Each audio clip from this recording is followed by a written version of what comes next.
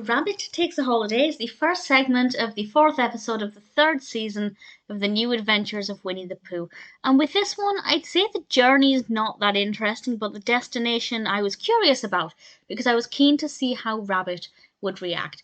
Rabbit is going on vacation to visit his family, and he tells Pooh Bear to not touch anything in his house because everything is sorted out. But Pooh Bear kind of mishears or misremembers and decides that Rabbit must have said touch everything and sort everything out. And he gathers everybody else up and they all start to, tamper with things, thinking they're doing a really helpful thing.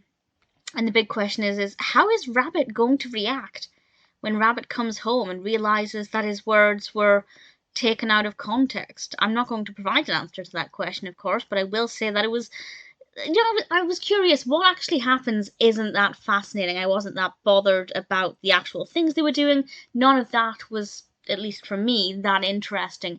But I was curious to see how Rabbit would react and if Rabbit would lose his mind. So it's kind of a weird situation because on the one hand, it wasn't that interesting, but at the same time I was sitting there going, that's a terrible idea. Rabbit's not going to like that. How is Rabbit going to react?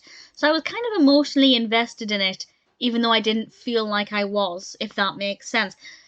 So it's a weird one. I kind of think it's a good episode, but not much happens that's very interesting. So it's a bit of a weird one.